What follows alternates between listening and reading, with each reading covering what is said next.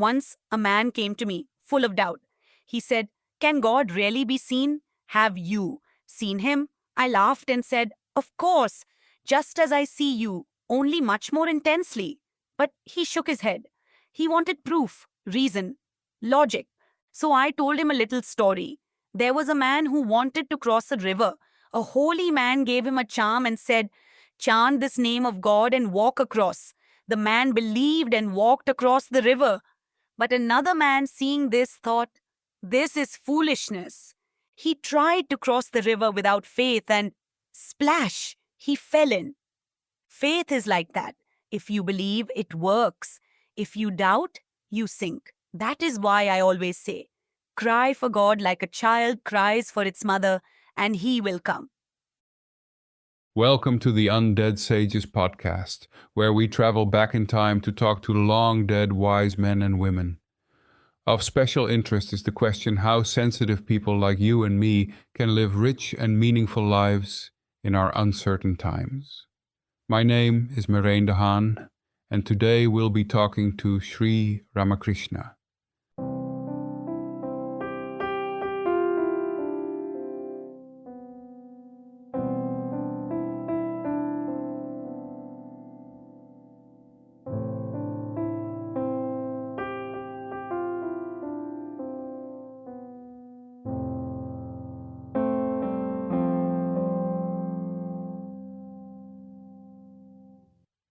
Sri Ramakrishna, born in 1836 in Bengal, was a revered Hindu mystic.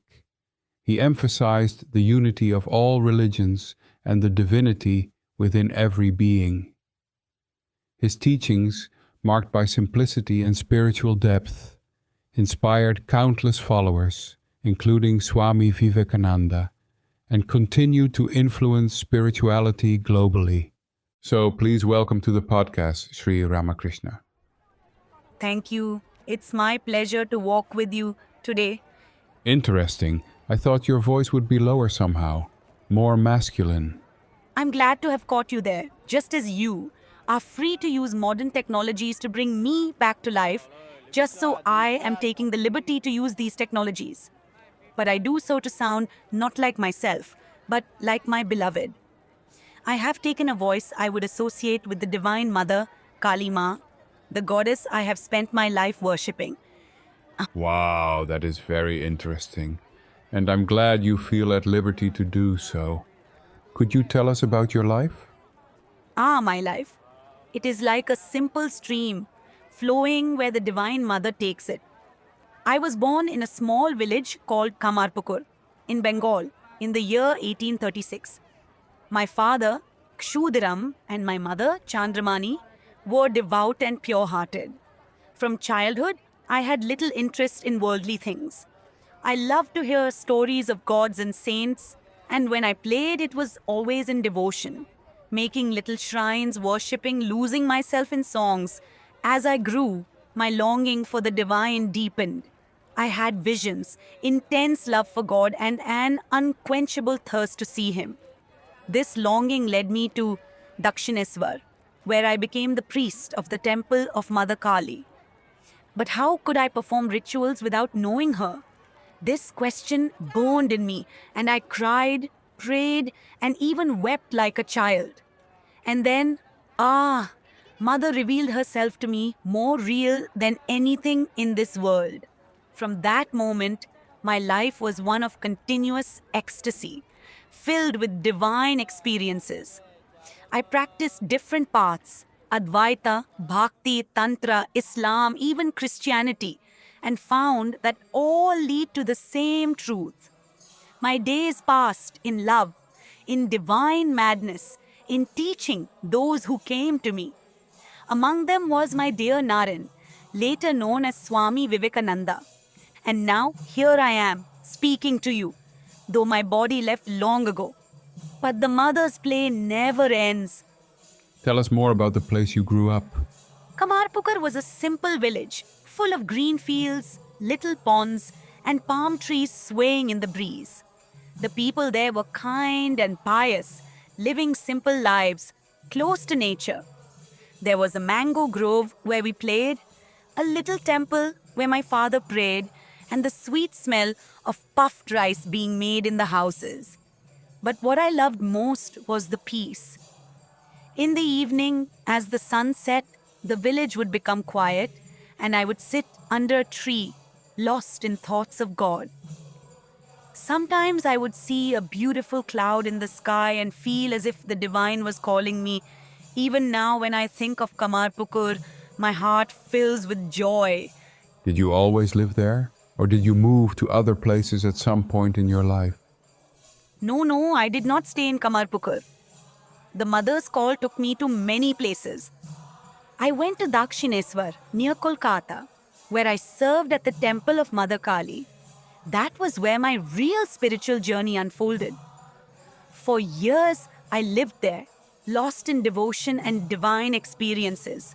People started coming, seekers, scholars, simple villagers, and I shared with them what the mother showed me. Later, I visited Kashi, Vrindavan, and even spent some time in Shampukur and Kausipare in my last days. It was in a small house there that my body lay weak, but my spirit soared high. Surrounded by my dear disciples, I left the body, but not the world. But wherever I was, I belonged only to the divine. No home, no bondage, only the sweet name of God in my heart. Tell us about the intellectual, philosophical, and religious currents of your place and time. In my time, Bengal was full of different ideas. Some people followed old rituals without understanding them. Others, like the Brahmo Samaj, wanted to worship only one formless God and rejected idols.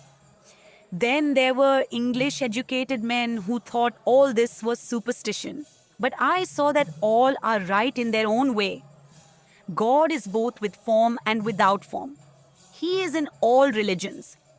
Whether you call him Allah, Jesus, or Krishna, it is the same one. The problem is not religion. The problem is forgetting to love God. That's why what I always said, as many faiths, so many paths. Tell us about philosophers or sages that had an influence on you, or to whom you had a relationship of some sort. I did not study much, but I met great souls. There was Totapuri, my guru in Advaita Vedanta. He taught me that everything is Brahman, beyond name and form. But when I lost myself in that vastness, the mother pulled me back. She said, stay between the absolute and the relative to guide others. Then there was Bhairavi Brahmani, a great tantric yogini.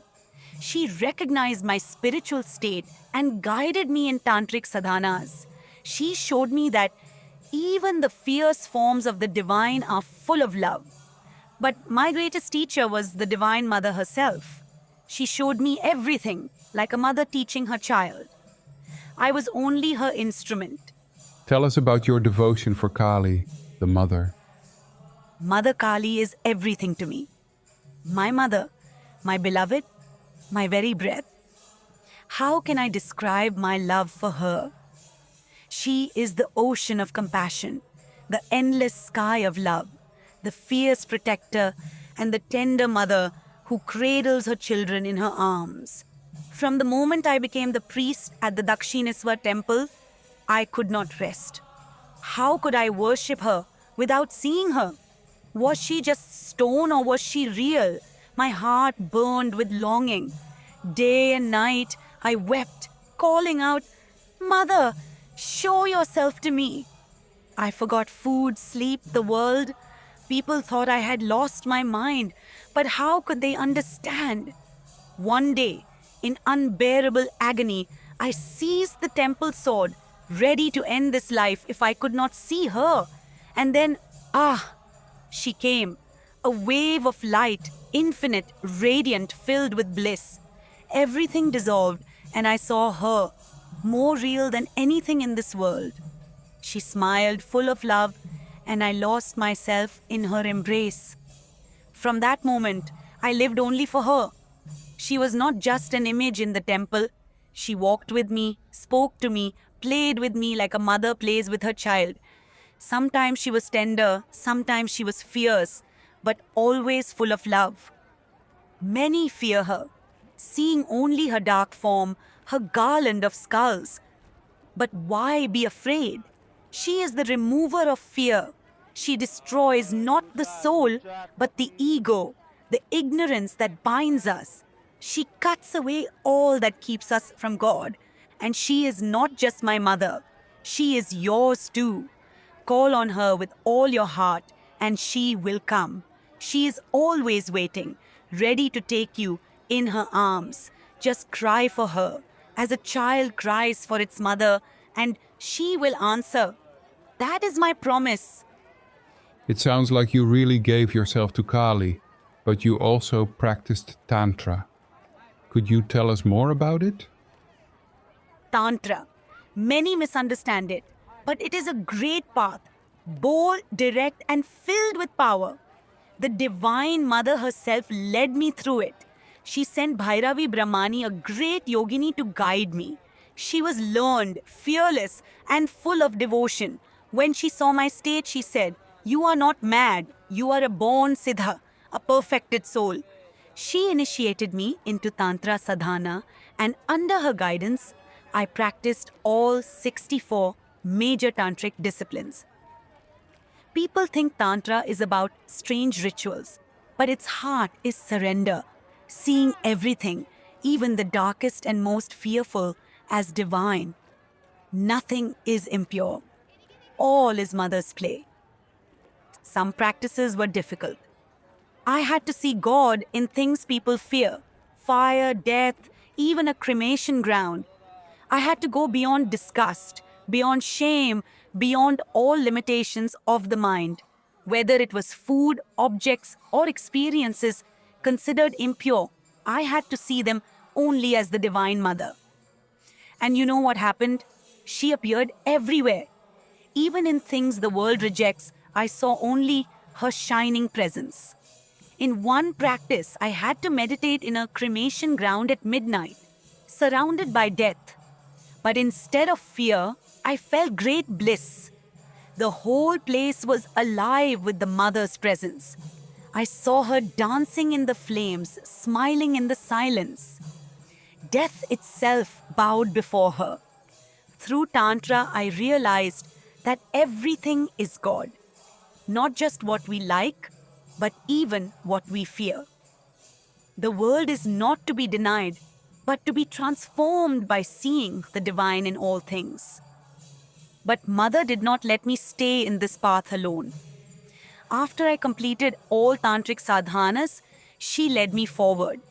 I passed through Vedanta, through Islam, through Christianity, each showing me the same truth in a different way. This is the beauty of Tantra. It embraces everything. It teaches that no part of life is separate from God. Whether you sing a bhajan, sit in deep meditation, or even walk through a bustling marketplace, see God and be free. It sounds like practicing Tantra was a great fit for your spiritual inclinations. How did you come to practice Advaita Vedanta? The Mother herself arranged everything. She first filled my heart with love and devotion, and then, when the time was right, she sent Totapuri, my guru in Advaita Vedanta. One day, a tall, austere monk arrived at Dakshineswar. He wore no clothes, carried only a water pot, and his eyes shone with the light of deep realization. He had renounced everything, knowing only the formless Brahman, beyond name, beyond form. He laughed when he saw me worshipping Mother Kali. "You are drowning in this devotion," he said. "Come, let me take you beyond all duality." At first, I laughed too. How can I leave my mother? But something inside stirred. The Mother had already shown me her infinite play, her divine presence everywhere. Now, she wanted me to see her in her highest formless state. So I agreed. Totapuri guided me in the great path of Advaita. He told me to meditate on the self, to go beyond name and form, beyond all thought. But every time I tried, the sweet face of Mother Kali would appear before me. How could I push her away? Then Totapuri took a sharp glass shard and pressed it between my eyebrows. Focus here, he commanded. And at that moment, I gathered all my will, all my longing, and cut through the form of Mother Kali herself, only to plunge into an ocean of endless, pure consciousness. No mother, no world, no body, no I, only infinite, boundless existence. I lost all sense of time, all sense of self. For 3 days, I remained in that state, completely absorbed in Nirvikalpa Samadhi. Totapuri had never seen anything like it. He himself had taken 40 years to reach this state, but I, a simple child of Kali, entered it in an instant, by her grace alone. But then something happened. When I returned from that state, the mother called me back to her play. She whispered, "Stay at the threshold. Be in both form and formlessness. The world needs you." So I did not stay lost in that absolute vastness. I remained in Bhavamukha, balancing both the personal and the impersonal, the lover and the knower of God. That is why, though I saw the highest truth of Advaita, I could never leave my mother. She is Brahman and Shakti, one and the same. Like fire and its power to burn, like milk and its whiteness, they cannot be separated. That is why I bow to both the formless and the form, the absolute and the play. And that is the secret. The world is not unreal, it is divine. See God in all, know all is Brahman, and yet love and serve. That is what the mother taught me. That is why I live. And you also practiced Islam? Ah, yes. The Divine Mother led me through Islam as well. She made me walk every path so I could see that all lead to the same truth. One day, a Sufi mystic came to Dakshineswar. He saw my state, my longing, and he said, "Come, walk this path." I felt the mother's will in his words. So just as I had followed Tantra and Advaita, I now followed Islam with deep sincerity. I gave up worshipping Hindu gods and goddesses. I stopped entering the Kali temple. I dressed like a Muslim, repeated the name of Allah, and absorbed myself in Islamic prayer. My mind became one-pointed. No images, no deities, only the formless presence of God. And then, I had a vision. A radiant, majestic figure appeared before me. He had a long beard, deep eyes full of divine love and power. He embraced me and I lost myself in an ocean of bliss. I knew at once, this was the Prophet Muhammad. For 3 days, my mind remained completely immersed in the teachings of Islam. I saw God as a vast, formless presence, beyond all names, beyond all images. And what did I realize?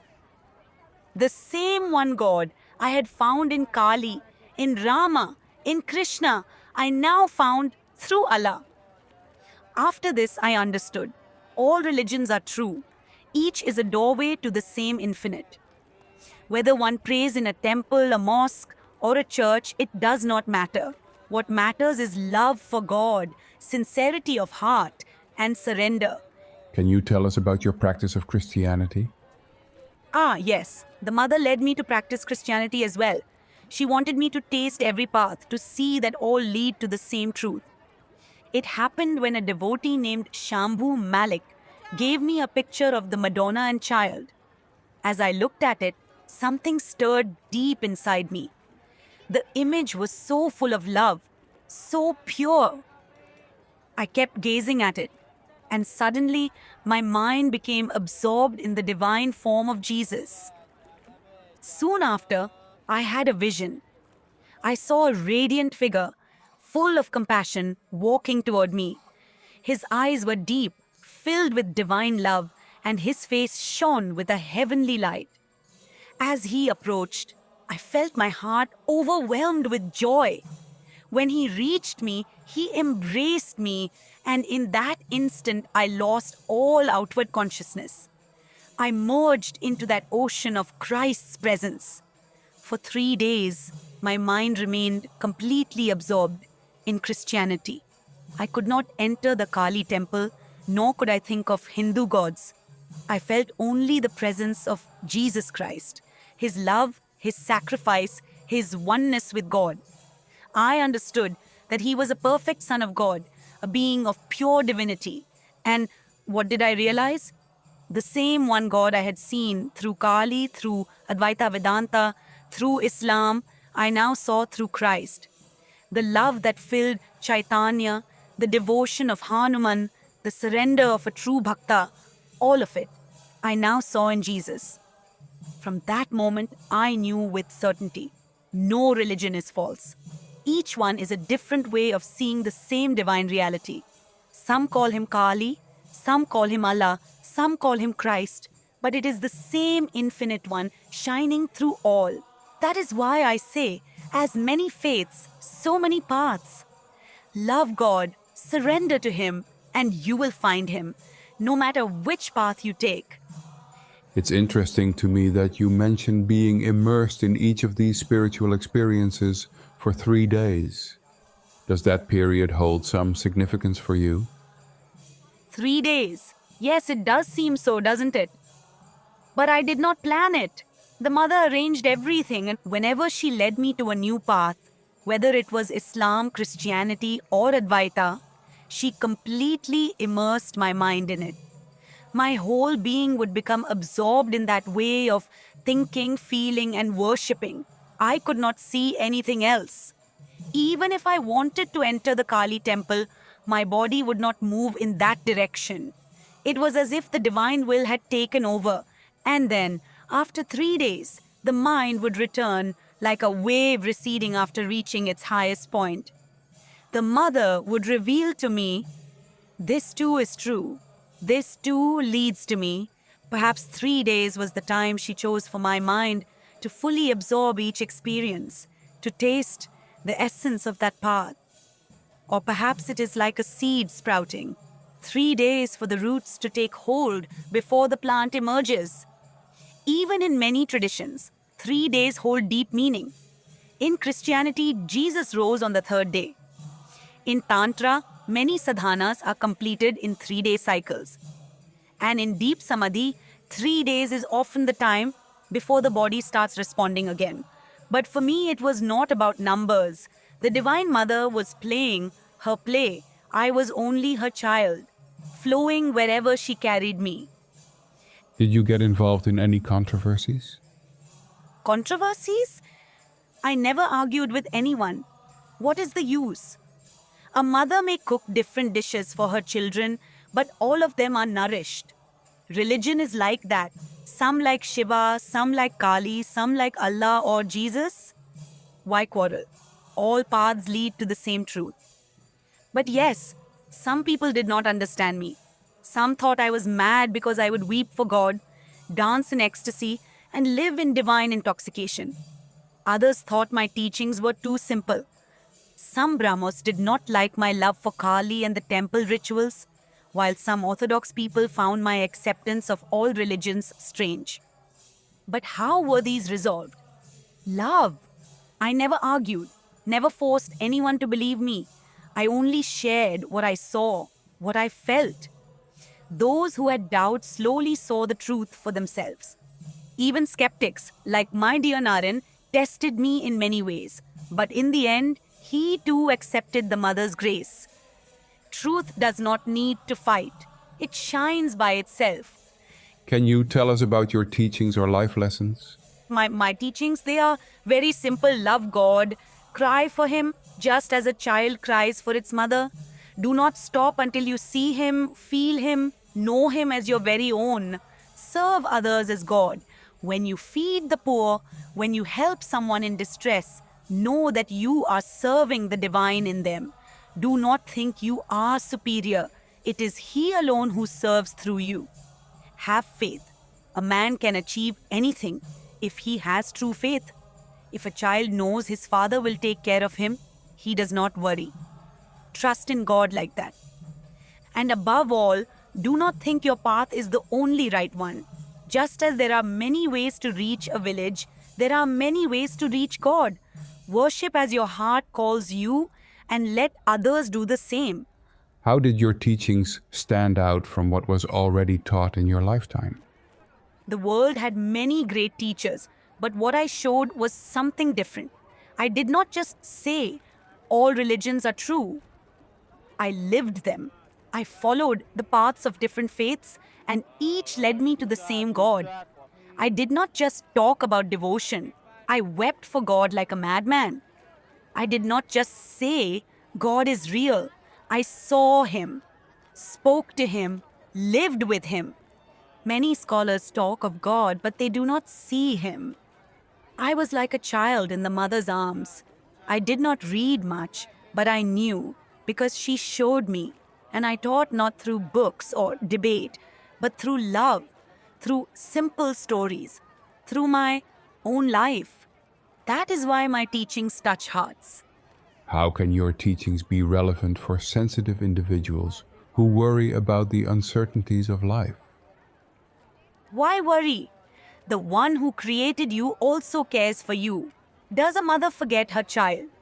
If you surrender to God, if you call on Him with a sincere heart, He will take care of everything. Uncertainties come, but they are like waves on the ocean.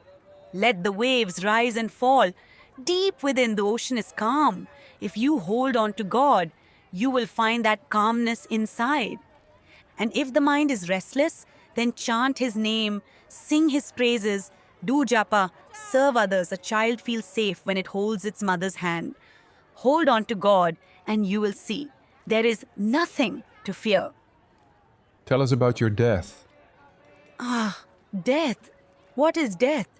The body comes and goes, but I am not this body. I belong to the mother, and she is always here. But yes, the body suffered. In my last days, I was in Kausipur, my throat burning with pain. My disciples cried, but I laughed. What is this body? Just a pillowcase that the Divine Mother has used and set aside. Even in that pain, I lived in joy, speaking of God, guiding my dear ones.